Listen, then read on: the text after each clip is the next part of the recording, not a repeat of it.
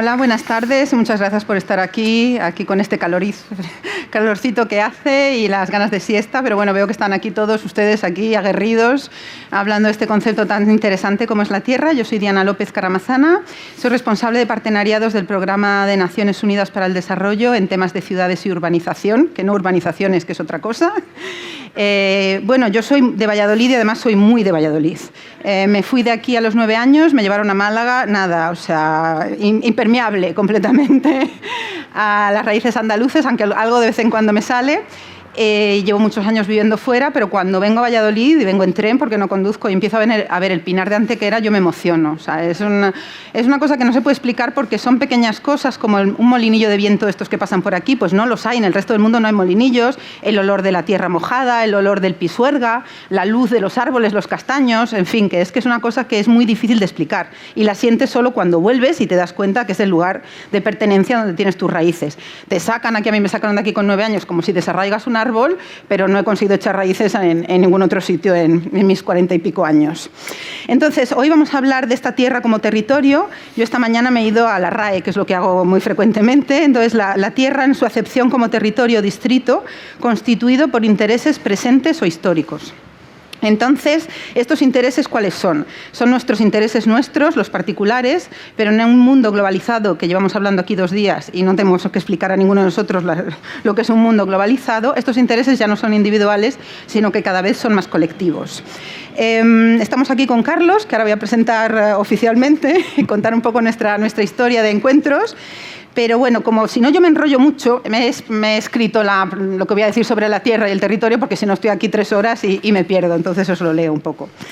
Bueno, entonces estamos en un mundo global donde el concepto de tierra toma múltiples significados. Por un lado, el planeta Tierra nos hace pensar en el desafío climático, en comportamientos económicos y productivos cada vez más insostenibles, pero por el otro, la Tierra, nuestra Tierra, nos hace pensar en un mundo rural quizás onírico y cada vez más lejanos de las grandes ciudades, del tipo de vida urbano. La ciudad de Soria, con 40.000 habitantes, sabe muy bien lo que es estar cerca de la tierra, del campo que le rodea, lo ves, está ahí, o sea, no tienes que asomarte mucho, con una población que tampoco necesita recordar lo que significa pertenecer al territorio. Su alcalde, Carlos Martínez, lleva numerosos años representando a los municipios españoles y europeos en los procesos de decisión de las Naciones Unidas sobre las agendas globales de desarrollo, como la Agenda 2030, la nueva Agenda Urbana o el Acuerdo de París sobre el Cambio Climático, que son decisiones que se toman los Estados miembros en las Naciones Unidas, pero que tienen un gran impacto en el mandato local de los señores alcaldes. La reciente pandemia del COVID-19 y la consecuente crisis económica y social, de la que aún desconocemos la dimensión exacta, hacen que nos planteemos muchas preguntas sobre nuestra relación con el entorno más cercano, con nuestra calle, con nuestro barrio en el que hemos estado confinados, con nuestro vecino, con nuestro ayuntamiento, que mientras tanto nos ha seguido proporcionando los servicios esenciales y cuidando de nosotros. Pero también nos preguntamos el cómo nuestro día a día se convulsiona por causa de nuestro entorno global y cómo una serie de acciones sucedidas en otra parte del planeta, China, que tampoco estamos tan seguros, han cambiado nuestro comportamiento cotidiano y quizás lo han modificado para siempre. Aún no sabemos si todo esto ha terminado, si mejorará pronto o no y qué va a suceder en la economía global y qué impacto va a tener todo esto en nuestras vidas. Pero sí que nos parece momento perfecto para abordar una conversación sobre nuestra relación con la Tierra, en tanto que nuestra Tierra, a la que pertenecemos, pero también como la Tierra, como planeta en el que vivimos, todos interconectados. ¿Y qué mejor lugar para pensar en este momento de interconexión entre lo global y lo local, que es el municipio? Durante esta conversación con Carlos Martínez, alcalde de Soria, queremos explorar esta conexión entre la tierra local y la global y, en particular, en cómo los municipios están luchando por mantener el equilibrio entre la sostenibilidad del planeta, la pertenencia a nuestro territorio y la necesidad de cambio en el modelo económico y de contrato social en medio de una pandemia que afecta a todos los ciudadanos de la tierra, esta y aquella. Quiero agradecer, obviamente, a la Universidad de Valladolid, al Centro Buendía y a las Cármenes haberme invitado hasta aquí. Ha sido una experiencia realmente estupenda porque es muy, muy raro, en el sentido de raro, de encontrar un encuentro multidisciplinar donde se tocan temas, porque normalmente nosotros estamos siempre pues el mismo tipo de gente, esto como muy metido en cajas, y aquí hemos partido los cubos y hablado con distintos temas. Bueno, pues para hablar de todo esto tenemos aquí a Carlos. Carlos y yo nos conocimos en el 2015 en la Cumbre del Clima de París. El Acuerdo de París fue uno de estos pocos acuerdos donde realmente los países se ponen de acuerdo. Hubo un momento realmente de buen rollo. La gente lloraba a las 3 de la mañana en las negociaciones, porque bueno, los diplomáticos son señores así muy mayores, pero cuando consiguen después, sobre todo porque llevan sin dormir 3 días y entonces pues están agotados, pues fue un momento realmente donde los países se pusieron de acuerdo. También fue un momento especial porque los alcaldes empezaron a tener visibilidad. Los alcaldes llevan mucho tiempo metidos en temas globales, pero fue un momento, hubo una foto en la escalera que había 1000 alcaldes. Y entonces pues aquí fue un momento, la declaración de los alcaldes sobre el cambio climático, lo que están haciendo las ciudades sobre el cambio climático, se llevó también al secretario general de Naciones Unidas, lo llevó la alcaldesa a París. Era un momento también particular porque los atentados de París acaban de suceder. Entonces pues todo el mundo tenía el foco puesto en París y bueno, fue realmente un momento donde pasamos de pantalla con todos estos temas de por qué los municipios son importantes en temas de sostenibilidad y de desarrollo global. Bueno, pues entonces la metodología de hoy que tenemos, yo le voy a hacer 3 preguntas al señor alcalde. Solo 3. Bueno, son muy largas, ¿eh? Y luego vamos a abrir el debate, o sea que prepárense sus preguntas, sus inquietudes y sus comentarios. Así que nada, hoy tenemos 1 hora y cuarto, Carlos, porque normalmente yo me ocupo mucho de llevar alcaldes a Naciones Unidas, entonces claro, me llegan allí porque cada uno pues en su pueblo es como pues el rey, le conocen todos, les hablan y hablan y hablan. Claro, los llevo allí y les digo, tienes 3 minutos, y se me quedan todos como que digo yo en 3 minutos. Pues nada, hoy tenemos 1 hora y cuarto, así que bueno, te puedes explayar. Vamos a tener 3 preguntas. La primera es la conexión entre lo global y lo local. En estos tiempos que corren se hacen numerosas referencias a la gripe española del 1918, que no fue originaria en España, sino que como no estamos en la Primera Guerra Mundial, había más prensa que hablara de la gripe que en otros países europeos y por eso la llaman española. Pero entonces sucedió justamente al terminar la Primera Guerra Mundial y entonces podríamos pensar que hace 100 años consiguieron eliminar la amenaza sanitaria, aunque murieron 50 millones de personas, pero no se solucionó la situación geopolítica, sino que de 1919 a 1939, en aquellos 20 años no se solucionaron los problemas que conllevaron luego a la Segunda Guerra Mundial, donde murieron otros 60 millones de personas. En este panorama actual estamos también experimentando una serie de tensiones que hace muchos años que no veíamos a nivel multilateral entre países y quizás desde la Guerra Fría no estamos llegando a un nivel de fricción como el que estamos experimentando últimamente. En este contexto, ¿cómo están los municipios contribuyendo a la creación de elementos de solidaridad internacional, conectando problemas concretos de las personas con causas que son a menudo globales? ¿Cómo podemos avanzar más en la solidaridad de los distintos territorios del mundo? ¿Cuáles son las amenazas y oportunidades en estos momentos? Toma. Solo 3, dice. Está la primera. Bueno, buenas tardes a todas y a todos. Y en primer lugar agradecer a Carmen, a las Cármenes que acabo de convencer, la invitación y a la Universidad de Valladolid por darme esta oportunidad, como decía Diana, de poder explayarnos un poquito más y explicar las razones por qué un alcalde de la ciudad, de la capital de provincia más pequeña de España, conjuntamente con Teruel, tiene una implicación directa en las agendas globales internacionales, el por qué, las razones de por qué, ¿no? Un alcalde pequeño de una ciudad pequeña tiene la voluntad y tiene la intención de plantear la problemática de sus ciudadanos, de quien representa en foros internacionales, ¿no? Y creo que la respuesta es importante y además va vinculada cuando se habla de territorio, ¿no? Muchas veces a Castilla y León, Soria es a Castilla y León una cuestión de escala como Castilla y León a España, ¿no? Y hay una asignatura pendiente en esta tierra, de esta comunidad autónoma, que es la ordenación del territorio. Y cuando yo hablo de territorio, siempre se me viene a la cabeza la problemática de los territorios, pero también la oportunidad de esos territorios si somos capaces de aprovechar los recursos, muchísimos recursos que tienen tierras como Castilla y León, tierras como Soria, precisamente para alinear nuestras necesidades y encajarlas en esas agendas políticas internacionales, ¿no? Cuando se habla de despoblación, y está muy de moda ahora mismo, creo que cuando nos conocimos allá por el año 2015, ¿no? Muy poquita gente hablaba de despoblación en foros internacionales y hemos conseguido, a base de adaptar el discurso, ¿no? A esas agendas internacionales, que hoy por hoy la despoblación sea entendida dentro de las agendas globales como una de las líneas a trabajar, porque hablar de despoblación y de lucha contra la despoblación es hablar de la lucha contra el cambio climático. Hablar de despoblación es hablar también de la lucha para corregir la desigualdad de género. Hablar de despoblación es hablar de la falta de cobertura en servicios sanitarios o en servicios educativos, ¿no? Que tienen que ser derechos básicos de ciudadanía y que lamentablemente en territorios despoblados que han sufrido un olvido institucional en cuanto a la aplicación de políticas públicas y de inversión pública es lo que ha generado esa despoblación. La despoblación es una consecuencia, no es, una cuestión que surja por generación espontánea, ¿no? Sino la consecuencia precisamente de un modelo de desarrollo que ha primado la inversión en políticas públicas en determinados territorios con respecto a otros, ¿no? Y esto ha generado problemas como la despoblación, problemas como el cambio climático y otra serie de problemas que van ligados al mismo, ¿no? ¿Y por qué? Teníamos que, hablo de experiencia personal, ¿no? Teníamos que incidir en la agenda global, teníamos que de alguna forma alzar la voz en el ámbito de la política internacional, porque solo seremos capaces de resolver los problemas de quien administramos, de quienes nos prestan la confianza mediante su voto, si somos capaces de encajar esos problemas en esa agenda internacional que será capaz a su vez de aplicar políticas públicas que mediante presupuestos generales de la Unión Europea, presupuestos generales del Gobierno de España, presupuestos de la comunidad autónoma, luego se desarrollen a nivel eficaz y efectivo en medidas concretas, en hechos y en realidades que corrijan estas desigualdades, ¿no? Y allá es donde nos conocimos, ¿no? En el año 2015, intentando poner encima de la mesa, en un contexto complicado, como siempre lo son, el ámbito internacional, en la cuestión de llegar a acuerdos, intentar fijar, ¿no?, un relato, un discurso en el que los problemas de Castilla y León, los problemas de Soria pudieran encajar y alinearse con los problemas globales. Porque al final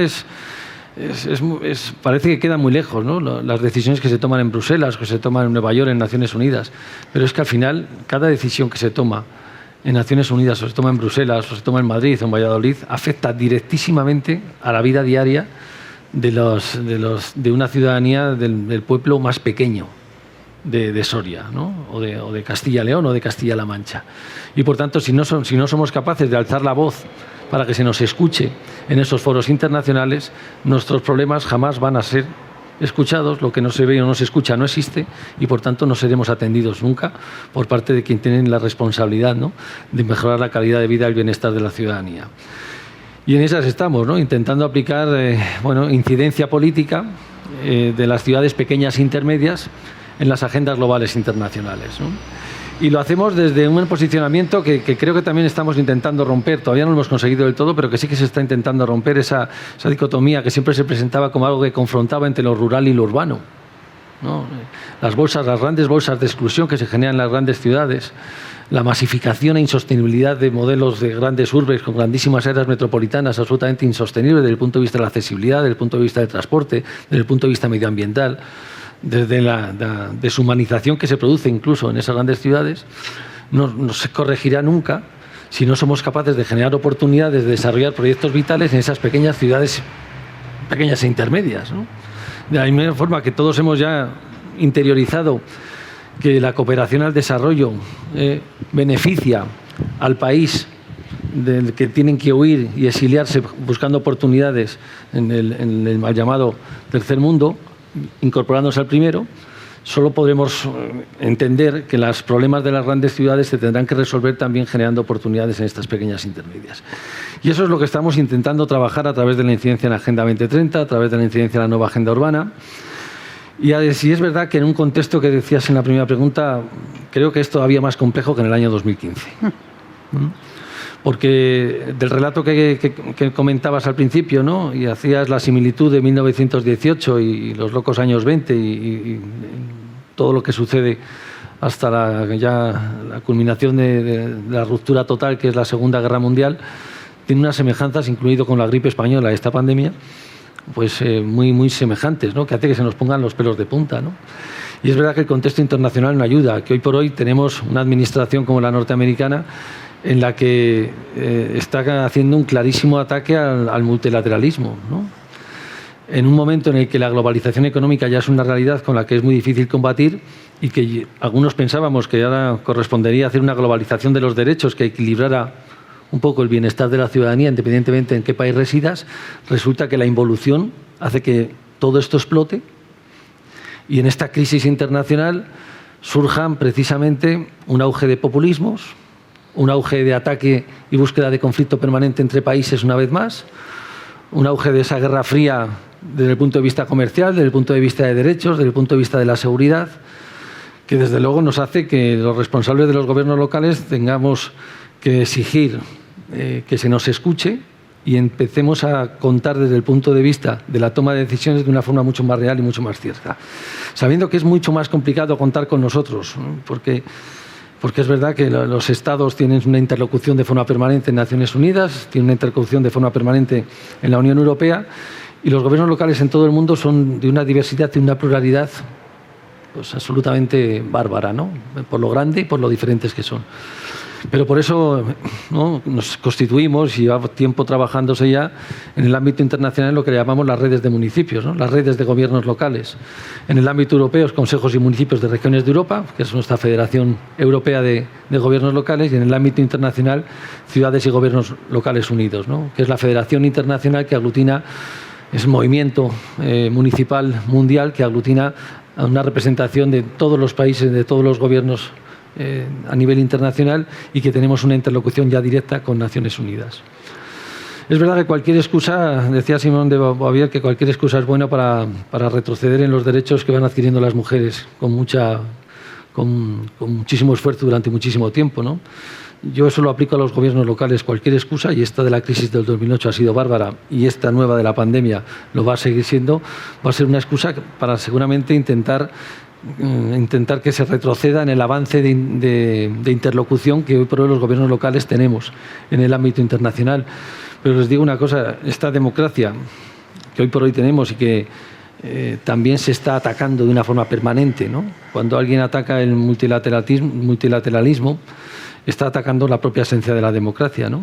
Cuando alguien está intentando generar desconfianza en la ciudadanía con respecto a las instituciones, se está atacando la democracia. Cuando se pone de modelos pues los países asiáticos, China, como modelos que han combatido más eficazmente que otros la pandemia, se está poniendo en contraposición dos modelos de democracia, un modelo de democracia y un modelo desde luego absolutamente antidemocrático, ¿no?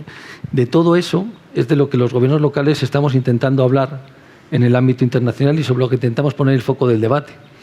Que el engranaje, el nuevo sistema multilateral que nos tenemos que dotar de gobierno global, los gobiernos locales tienen que tener su espacio en la mesa de negociación y en la mesa de la toma de decisión.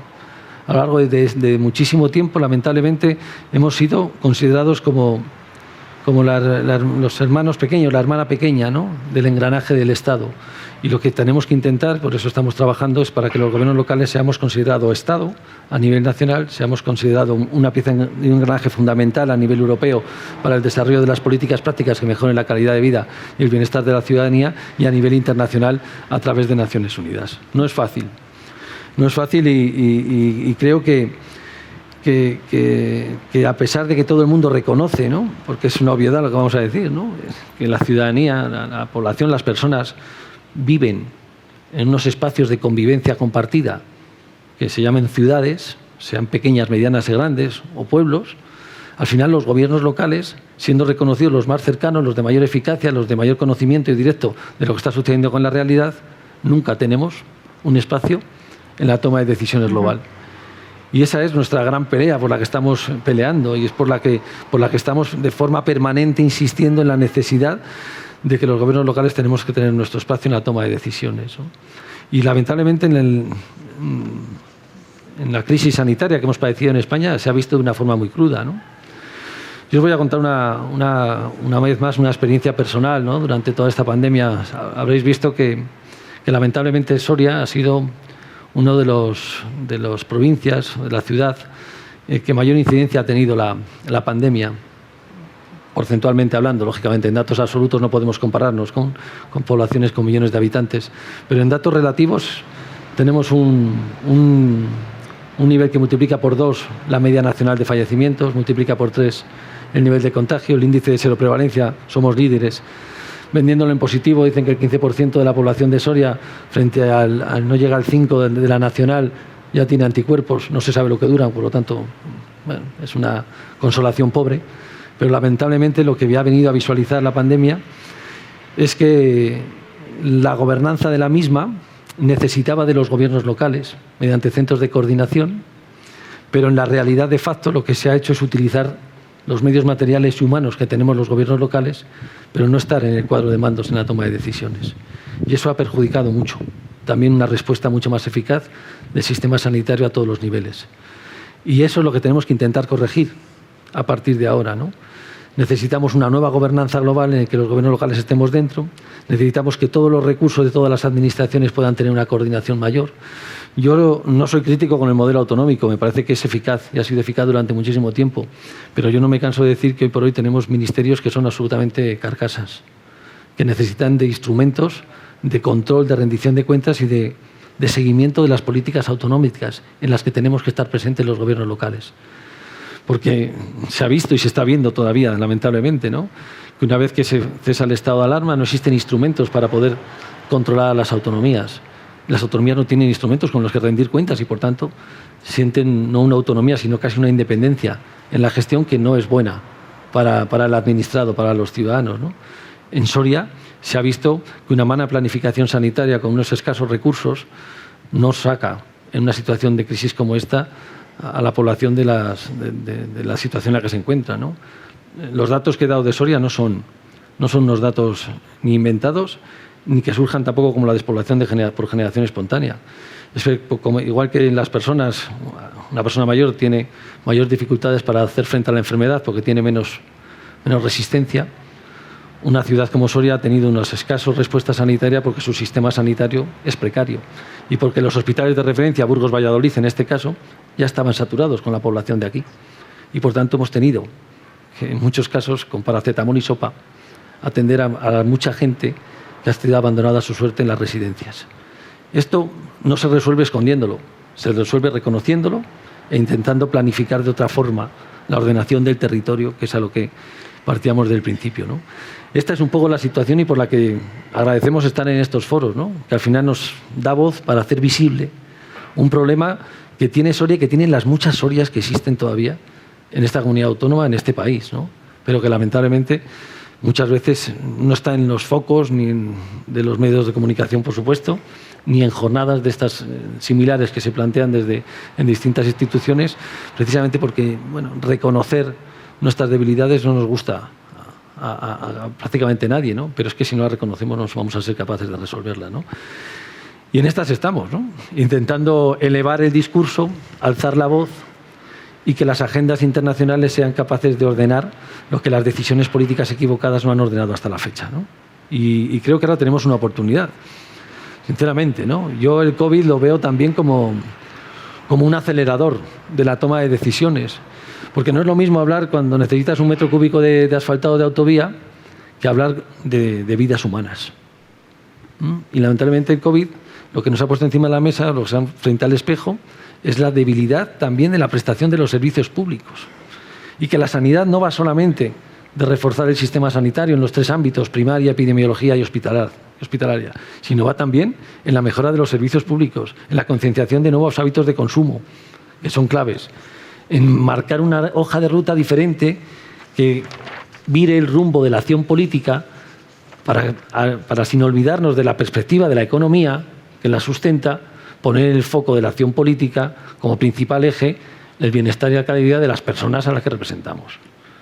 Y eso es lo que estamos intentando, llevamos tiempo ya, ¿no?, de la mano de Diana y de las muchas Dianas que encontramos por el camino, intentando poner en todos los ámbitos, ¿no? Y hay mucha resistencia, ¿no? Hay mucha resistencia a abrirnos huecos, hay mucha resistencia a asumir este discurso y hay mucha resistencia luego a que esto se vea reflejado más allá de las firmas de los grandes acuerdos en hechos y realidades con los presupuestos de la Unión Europea, o del propio Gobierno de España, de la comunidad autónoma, ¿no? Ese es el gran reto que tenemos pendiente y ese que tenemos que aprovechar ahora con la pandemia. Sí, es verdad. Me acuerdo cuando no sé, tú no estabas en Montreal, que me encontré con Manuela Carmena, la exalcaldesa de Madrid, me vio especialmente abatida aquel día y me dice, Diana, ¿qué te pasa? Digo, alcaldesa, es que esto es como arrastrar un carro de piedras. Y me dice, ¿cómo te entiendo?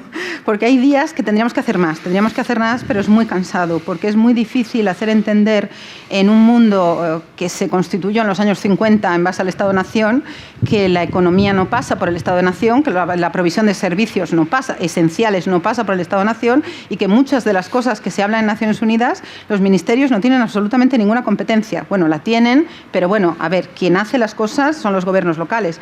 En la nueva Agencia de Desarrollo, que son estos 17 Objetivos de Desarrollo Sostenible, el 65% de ellos ya están descentralizados en manos de los gobiernos locales. Y no los españoles, sino los turcos, los sudcoreanos y los africanos en su mayoría, con más recursos, con menos recursos. Pero es verdad que si vemos a la situación de la guerra mundial, entonces porque dices, entonces te deprimes, como esta mañana con todas las epidemias, pues no, hay que echar para adelante. Entonces uno dice, bueno, venga, estoy muy cansada, pero hay que seguir. Y la gran diferencia es que mientras en la Primera Guerra Mundial eran los estados los que se relacionaban entre ellos, había comercio internacional, etcétera, pero ahora mismo tú tienes una relación directa con otros alcaldes de otras partes del mundo. O sea, hay una paradiplomacia, que es un movimiento político que habla de otros temas. Entonces, puedes decir qué ha pasado en Estados Unidos, las ciudades están reveladísimas. Las ciudades de Estados Unidos, que llevamos sin verlas aparecer por nuestras cosas millones de años, de repente han salido todas con el cambio climático, con el tema COVID.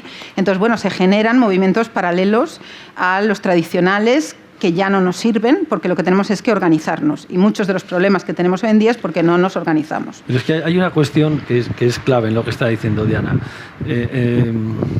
Comunidades autónomas es una fórmula administrativa típica de estados federales o muy propia, ¿no?, de España. Gobiernos locales hay en todo el mundo. Es decir, todos los países tienen gobiernos locales. Todos los países tienen alcaldes, alcaldesas y su ayuntamiento.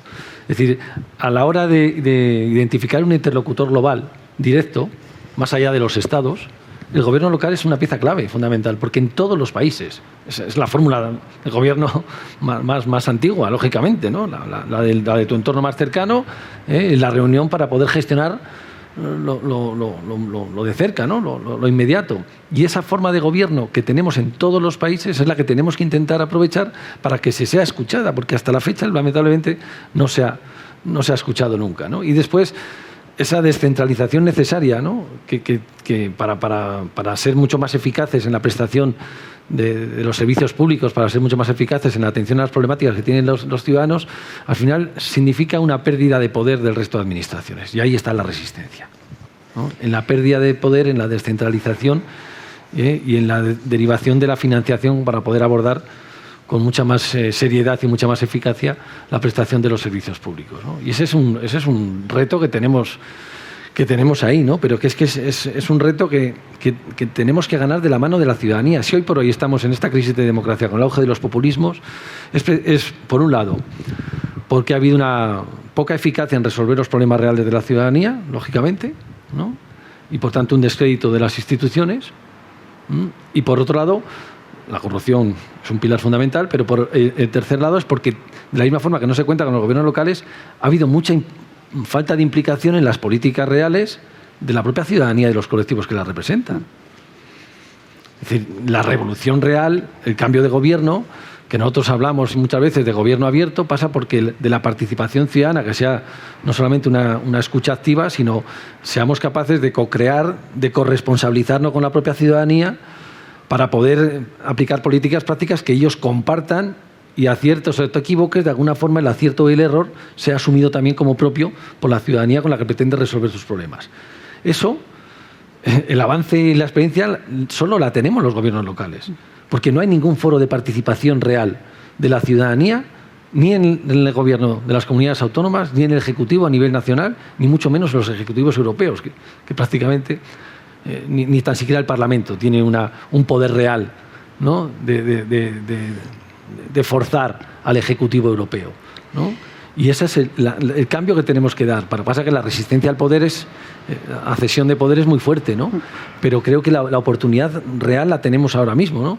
Hombre, siempre hay quien ve la botella medio vacía, ¿no? Pero nosotros estamos obligados a verla medio llena, porque es verdad que los avances que se han producido en estos últimos años son muy importantes, a pesar de que el contexto, insisto, es peor que el de 2015.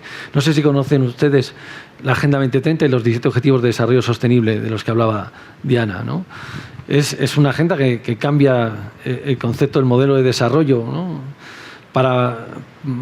que se fija única y exclusivamente desde la perspectiva económica, para medirlo desde el desarrollo humano, el desarrollo territorial, ¿no? una de nuestras peleas y los combates que siempre ponemos encima de la mesa, también porque a Soria lo necesita, pero porque creo que hay muchas Sorias que lo necesitan igual, es que no se puede medir el desarrollo, el nivel de desarrollo de un territorio, da igual la escala que sea, a nivel nacional o a nivel autonómico, por el Producto Interior Bruto y la renta per cápita. Y les voy a poner el ejemplo de Soria: población envejecida, escasa población, renta garantizada porque hay mucho jubilado y un alto nivel de empleados públicos. Un bajo denominador, porque es poca gente, los más ricos de España. ¿Eso mide un desarrollo real del territorio o nos estamos haciendo trampas al solitario? ¿Tenemos una oportunidad real de que mis hijos mañana puedan quedarse a desarrollar un proyecto vital allí? Si no tenemos empresas, no tenemos industria, no tenemos infraestructuras viarias o ferroviarias, si no han podido dar clases mis hijos porque no tenemos banda ancha en 163 pueblos de los 183 que tiene la provincia. Podemos vender lo bucólico y pastoril, que significa vivir en un pueblo, pero sin servicios, sin una planificación de la ordenación del territorio que genere oportunidades. Pues pueden venirnos ustedes como a visitar al zoo, pero eso no estará generando una oportunidad real de desarrollo del territorio. Y por eso necesitamos que eso, que no lo corrige el mercado, y no lo corrige la renta per cápita más alta que tengamos del nivel de España. Cuando quede un único soriano será el más rico de todo el mundo, claro. Y tendrá 10.700 kilómetros cuadrados, para él solo. Pero estaremos abandonando y agrandando la brecha del cambio climático, porque habremos abandonado la masa forestal y tendremos los incendios que tiene Portugal. Perderemos una gran parte de la biodiversidad que alberga una provincia como Soria. Perderemos un patrimonio histórico de una ciudad y una provincia milenaria, con un patrimonio histórico y cultural también importantísimo. Y estaremos perdiendo también la batalla de la lucha por la igualdad de las mujeres, porque en los entornos rurales también se libra esa durísima batalla. Por tanto, necesitamos una planificación y a lo mejor no es posible volver a hacer una repoblación como lo fue en su momento. Pero antes lo comentábamos con el rector, ¿no? Necesitamos que se entienda que volver a esa normalidad del pasado no nos sirve, porque esa normalidad que afianza la desigualdad de trato y un desequilibrio que nos ha llevado hasta donde nos ha llevado es una normalidad que nosotros no queremos. Por tanto, esta nueva normalidad, que a mí no me gusta el término, no puede significar volver a lo que estábamos haciendo. Esta nueva normalidad tiene que significar precisamente que desde las responsabilidades públicas de las administraciones corrijan lo que no corrige el mercado, se planifique las decisiones políticas y la inversión en políticas públicas allá donde más se necesita, no con criterios de igualdad, sino con criterios de equidad. Y es verdad que Soria no puede tener, ni las muchas Sorias, ni una universidad, ni todas las facultades del mundo, ni puede tener hospitales de referencia, porque no somos población suficiente, pero tenemos que tener y consensuar entre todos unas mínimas garantías básicas en el ámbito educativo, en el ámbito sanitario, en el ámbito de la protección social, y fijemos los pilares para un desarrollo futuro en el medio y largo plazo que genere oportunidades y fije en población. Y eso lo entendió perfectamente y lo has nombrado tú, Manuela Carmena. Que desde el minuto uno que tuvimos la oportunidad de compartir, creo que la primera fue en Quito, ¿no? No, fue en Quito, ¿no? Sorprendentemente, ¿no? Alzó la mirada cuando nos escuchó hablar, ¿no? Y pues parece que dice algo coherente a pesar de ser de Soria. Y retomó el mensaje, porque lo que pretendimos es no confrontar con las áreas metropolitanas de Madrid, sino entender que la solución a su problema éramos también nosotros. La solución a su problema era generar oportunidades aquí para no concentrar más población en lo que ya está absolutamente saturado, generando oportunidades en los territorios problema. Evitaremos también incrementar la problemática que tienen las grandes áreas urbanas y metropolitanas. Todo esto ahora se llama nueva agenda urbana, ¿no? Ahora hay que ponerla en marcha, ¿no? Sí, se ha hablado mucho en estos días de ese supuesto... Sí, espero. Ese enfrentamiento entre el campo y la ciudad. Ayer alguien mencionaba que Castilla y León es una región con un alcalde por cada 1.000 personas, que a mí me parece estupendo, porque la democracia quiere decir que hay democracia local. En mi experiencia en países donde no tienes al alcalde cerca no funciona nada, porque el alcalde está allí viviendo a 50 kilómetros, que no son 50 kilómetros de autovía, sino que son 50 kilómetros de burro. Y bueno, entonces vamos a pasar un poco de la parte institucional, global, local, a la parte institución, ciudadano. Vamos a ir bajando, ¿no? De global a lo local al ciudadano. Las instituciones no pueden funcionar si no cuentan con la confianza del ciudadano, porque tenemos un contrato social. A este señor le votan sus ciudadanos y está ahí, y le vienen al bar y le dicen tengo un problema, y confían en él. Y esperan que se lo vaya a resolver, y por esto nos funciona el contrato social, que bueno, que se nos va olvidando mucho esto de que votamos y pedimos responsabilidades, etcétera, pero pedimos muchas responsabilidades también a las instituciones públicas, y hay que empezar a pedir responsabilidades individuales también, porque todos nuestros pequeños actos cotidianos también tienen repercusiones globales.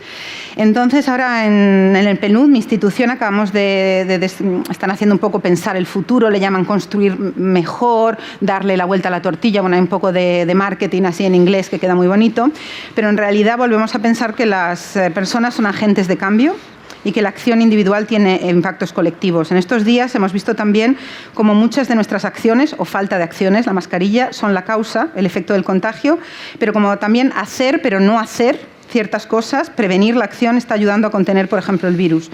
Y tenemos un momento especial porque da la sensación de que los ciudadanos están escuchando a las instituciones públicas. Cuando vamos a Naciones Unidas decimos que escuchar a las ciudades, y ahora parece como todo el mundo ha descubierto que el ayuntamiento está ahí, que el Estado está ahí, y que muchos de ellos pues quizás todos los días no tienen la percepción de qué hacen las instituciones públicas. Entonces, las instituciones públicas tienen que hablar, porque yo en estos días, que bueno, yo vivo en Kenia, me vengo a España y he visto todos los telediarios, etcétera, creo que ha habido un momento de atención del público que se ha desaprovechado a crear mucha educación de cómo funciona, o sea, explicar por qué los hospitales están saturados, explicar por qué los ayuntamientos seguían funcionando, porque no ha habido desabastecimiento alimentario, como ha pasado en Estados Unidos o en Inglaterra. Yo me bajé del avión viniendo de Kenia, y la gente desde Kenia a Londres se llevaba rollos de papel higiénico. Y yo decía, no me lo puedo creer, desde Kenia a Londres, maletas de comida. O sea, una cosa que normalmente saldrías al contrario. Pues bueno, pues entonces el sistema ha reaccionado y ha funcionado mejor, peor, ha tenido fallos, pero no ha habido un colapso de la sociedad. Y en este momento en que la ciudadanía nos oye, también al mismo tiempo se incrementa este sentimiento de pertenencia, que es el que lleva mucho a los nacionalismos. Lo mío, esto es mío y los demás me amenazan. Nos ha pasado también en el confinamiento, el vecino que te miraba mal, el que te dice ¿por qué te has ido a Valladolid y ahora vuelves? Entonces también al mismo tiempo se crea un momento de solidaridad, pero también un momento de miedo. ¿Cómo podemos canalizar en este particular momento histórico que vivimos, y qué acciones concretas se pueden plantear desde el municipio para concienciar sobre el impacto de las acciones de nuestra tierra, de nuestra calle, de nuestra ciudad en el planeta Tierra? ¿Cómo podemos comunicar mejor a la ciudadanía la necesidad de cambiar nuestras acciones para que cambien el modelo de producción y de consumo, que avancen hacia la sostenibilidad?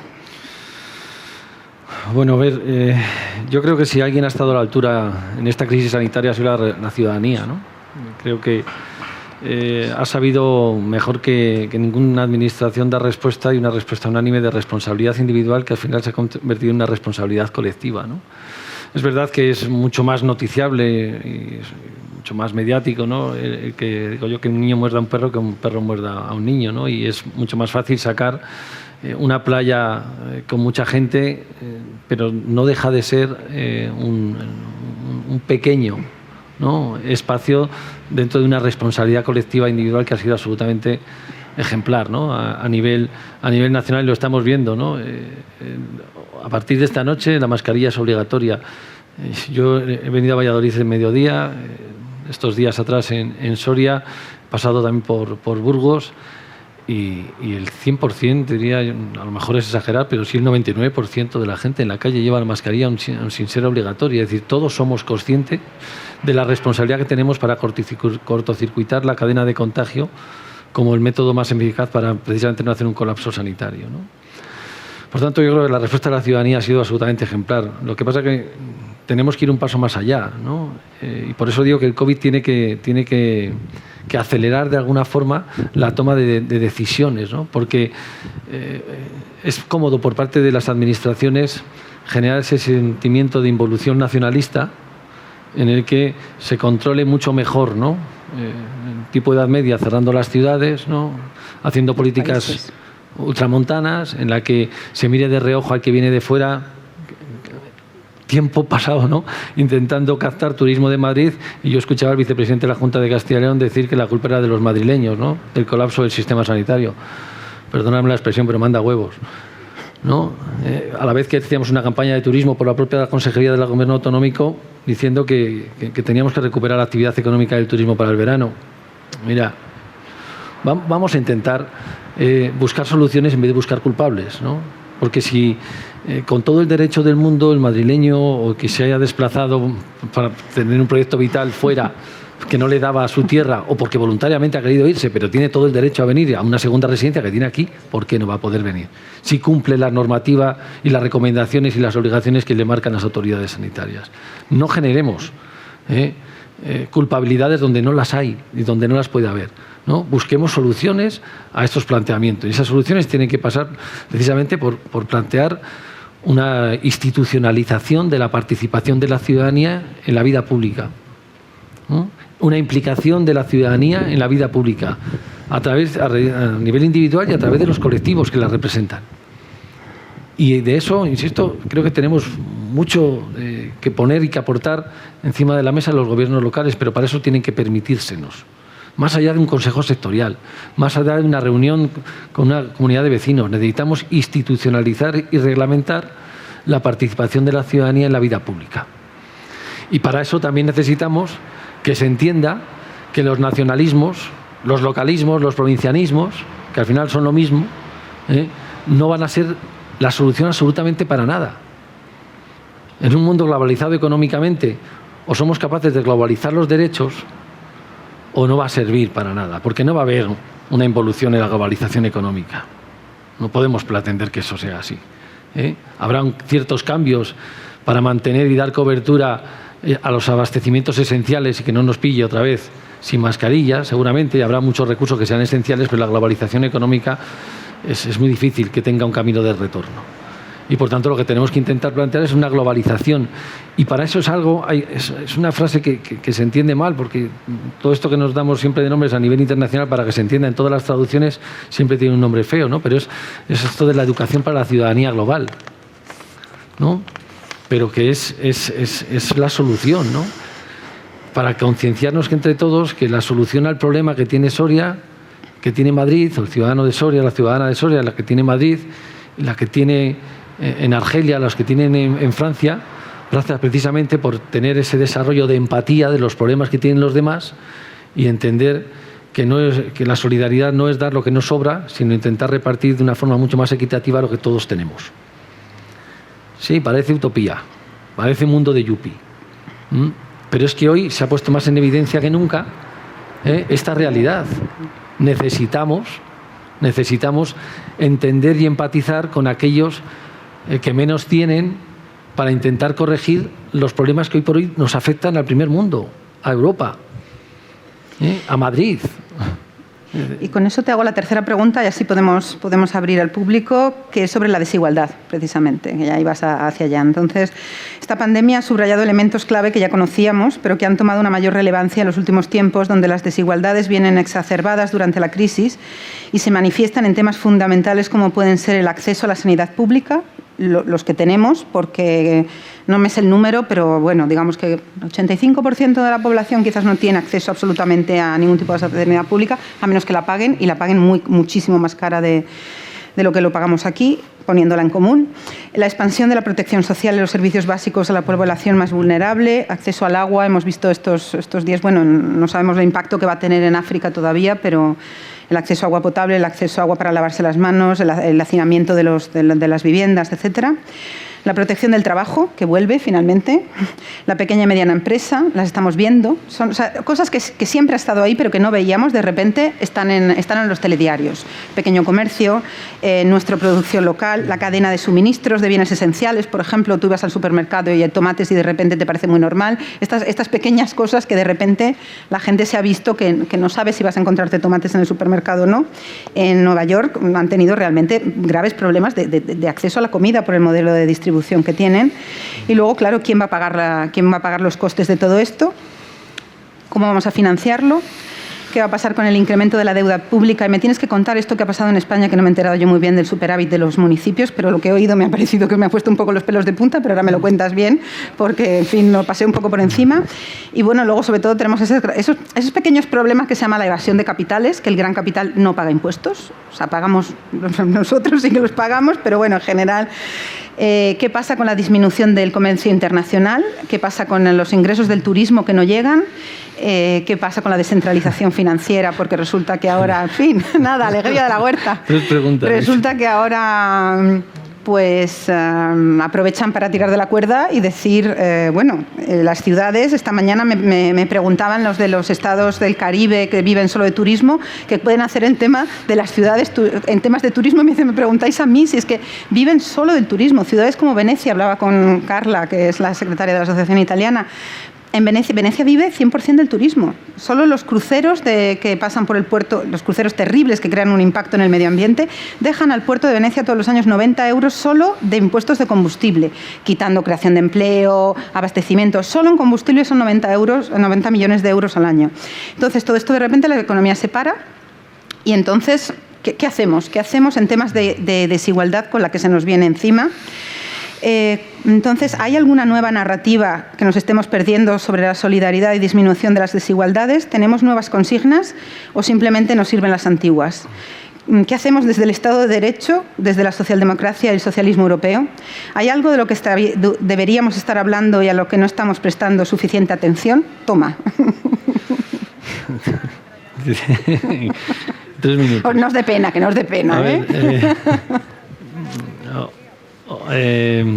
A ver, la cuestión, ¿no? La pandemia es un problema global, ¿no? Y por eso, enlazándolo con lo que estaba diciendo antes, necesitamos de una respuesta global. Es decir, las respuestas individuales que puedan dar cada uno de los gobiernos locales, administraciones nacionales, poco pueden hacer para resolver una pandemia que ha puesto encima de la mesa, frente al espejo, todas las vergüenzas del sistema global tan desigual y tan desequilibrado, ¿no? Porque decías al principio, ¿no? Y se ha escuchado mucho, ¿no? Es que el virus afecta a todo el mundo, a todas las personas y en todos los territorios. Sí, pero no los afecta de igual forma, ¿no? Y si ha habido algo que se ha puesto encima de la mesa es la gravísima desigualdad de los sistemas sanitarios que tenemos entre países y que tenemos dentro de cada uno de los países los diferentes territorios, ¿no? Y por tanto, lo primero que tendríamos que aplicar necesitamos de alguna forma garantizar un sistema sanitario que preserve, y voy a utilizar conceptos que a los más neoliberales les gusta mucho, como la economía y la seguridad, ¿no? No va a haber mayor seguridad para todos, independientemente de la renta que tengamos, que tener un derecho de cobertura sanitaria ante un virus que nos afecta a todos. Todos somos conscientes de que si este virus no cortamos la cadena de contagio y le damos atención sanitaria a todos aquellos que hoy por hoy tengan, aunque sea ya no hospitalario ni primario, pero sí del servicio de epidemiología, para poder evitar y cortocircuitar la cadena de contagios, no vamos a ser capaces nunca de tener una seguridad en lo bien más preciado que tenemos, que es el derecho a la vida, ¿no? Y por tanto necesitamos de reforzar el sistema sanitario actual a nivel nacional, a nivel europeo, a nivel internacional. Hay quien ha dicho, ¿no? Y es algo que tenemos que considerar, que el sistema sanitario deberá de considerarse como un sistema de seguridad nacional, ¿no? Y dotarlo de los recursos económicos suficientes que garantice la cobertura en igualdad de condiciones en los 3 ámbitos, ¿no? En el epidemiológico, prevención, en el primario, que es la primera línea de infantería para combatir el virus, y en el hospitalario, que es la última de las opciones, pero que tenemos que garantizarlo de alguna forma. Y lamentablemente la igualdad en el sistema sanitario, para poder generar una prestación que dé cobertura horizontal, solo va a ser si se hace desde política pública. Es decir, el mercado tampoco va a corregir, en este caso, la dotación de cobertura universal que nos hace falta y que nos ha puesto encima de la mesa como una necesidad imperiosa esta crisis sanitaria.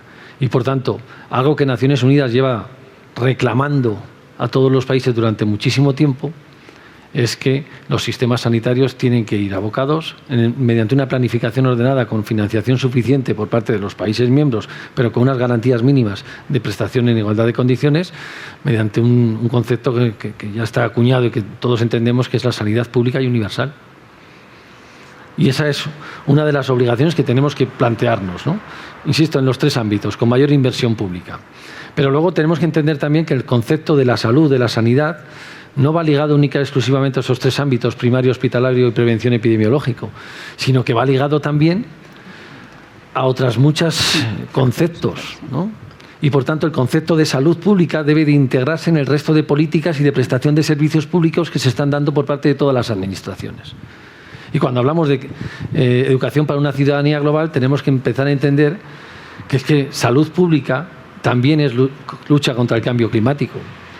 Porque hoy estamos, bueno, les ha dicho por numerosos expertos, lo que pasa que no concita tantos titulares en medios de comunicación, pero hoy por hoy el cambio climático está provocando muchísimas más muertes y en el medio y largo plazo las va a provocar más todavía que la propia pandemia. Y, por tanto, la lucha contra el cambio climático es también una transversalización de la cobertura de la salud pública. Pero es que la igualdad de género es también esto. Es que la educación es también esto. Es decir, necesitamos incluir en la prestación de los servicios públicos de todas las administraciones la salud como un eje transversal. La educación también, porque son los 2 ejes fundamentales, los 2 derechos básicos de ciudadanía. Pero el derecho a la salud como transversal en todas las políticas de servicios públicos creo que es algo que tenemos que plantearnos casi como una cuestión, insisto, de seguridad nacional y de seguridad de los Estados. Y creo que eso es lo que deberíamos haber aprendido de esta pandemia. ¿Eso se hace de la noche a la mañana? No. ¿Es barato? Tampoco. Como nada, en cuestión de seguridad es barato. Pero ¿qué es más caro? Hablemos de volumen de negocio. ¿Qué es lo que ha puesto encima de la mesa y ha elevado las vergüenzas de todos los países? Venecia con el turismo. ¿Qué es lo que más está costando a la economía global, liberal, que tenemos a nivel internacional? Precisamente la falta de cobertura de salud. Por tanto, no hay mejor garantía para mantener la salud de la economía que reforzar la salud pública de la ciudadanía. Y es que es así. Es que si hubiéramos tenido una salud pública en mejores condiciones, que hubiera sabido dar una mejor respuesta a esta situación, la economía no estaría tan golpeada y la crisis social que nos viene y económica que nos viene no sería tan aguda como la que nos va a sobrevenir. Por tanto, ¿qué es más caro desde el punto de vista de la inversión en políticas públicas? ¿La respuesta a posteriori o tener unos instrumentos que garanticen una cobertura sanitaria en igualdad de condiciones que finalmente no haga que se frene en seco la economía como lo que nos ha pasado? Todo el mundo dice, y todo el mundo somos conscientes de ello, ¿no? Es que un segundo confinamiento en el mes de septiembre y octubre puede ser fatal. Mortal de muerte, más que la pandemia, ¿no? Y esa realidad, lamentablemente, que todos pensábamos que iba a ser en septiembre y octubre, y yo vengo de Soria, con repuntes. Pero es que Zaragoza y Aragón están ya involucionando a fase 2. Es que hay municipios de comarca de Cataluña que están también en una situación similar, ¿no? Y, por tanto, lo que tenemos que plantearnos es una planificación de la salud como un eje transversal del resto de políticas y servicios públicos, empezando por los hábitos de consumo, empezando por la seguridad alimentaria, y no hacerlo desde el punto de vista nacional español, ni tan siquiera regional europeo, sino desde el punto de vista de que nadie va a poder frenar el desarrollo de migración de donde se pueda producir una desigualdad de oportunidades para desarrollar un proyecto de vida. Y eso es lo que tenemos que intentar cambiar, ¿no? Invertir el modelo de desarrollo y modificar un poco los objetivos de la acción política que estamos viviendo, ¿no? ¿Podemos ser optimistas en este sentido? Yo creo que se va a obligar, porque la ciudadanía va a responsabilizar a aquellos países democráticos que han hecho caso omiso, ¿no?, a la cobertura sanitaria y a garantizar el derecho a la salud pública y a la vida de sus ciudadanos, por beneficiar a una economía que está siendo igualmente golpeada. Y, por tanto, les ha dado 2 veces. Sin cobertura sanitaria, sin garantizar la salud y, además, con una economía maltrecha. Y estoy pensando en Brasil o estoy pensando en Estados Unidos o en la propia Inglaterra, fundamentalmente. Pero nadie habla, ¿no?, de lo que está sucediendo en aquellos países, lamentablemente, que no tenemos ni datos, ¿no?, como pueden ser todos los países de África sí, bueno, o Latinoamérica, que tampoco tienen garantizado un sistema de salud que dé respuesta, pero que no pueden parar sus economías, porque son economías de día, no son economías basadas en una nómina mensual, sino son economías de subsistencia del día a día, que todavía es mucho más peligroso, ¿no? Sí, yo el día que salí de Kenia, un país con 47 millones de habitantes, había 30 respiradores, que ahora han multiplicado hasta 300, que siguen siendo 300 para 47 millones de personas. Bueno, pues Carlos, ha sido un gusto como siempre. Yo empecé no nos da tiempo. Luego le habláis, que va a estar aquí para cenar, él habla con todo el mundo. No te creas, ¿no? Pero castellano es castellano, hablar con todo el mundo. Yo empecé con el diccionario de la RAE y termino siempre con el diccionario de la RAE. Cuando te vas a la palabra tierra te salen muchas acepciones. Entonces, pues voy a terminar. Tierra batida, tierra de Batán, tierra de Brezo, de Miga, de Venecia, de Piripao, que no he entendido todavía lo que es, pero hay tierra de Piripao, tierra de nadie, tierra prometida, tierra santa, ábrete tierra, besar la tierra, echar por tierra, tierra quemada, poder poner tierra de por medio, tierra dentro, que es una expresión también muy castellana, y la última que pone es trágame tierra. Con esto, muchísimas gracias.